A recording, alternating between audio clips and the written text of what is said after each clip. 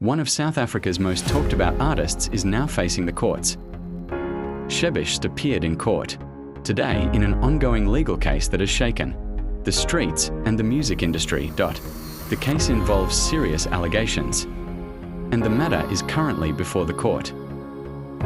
No final judgment has been made as investigations continue. Fans are divided.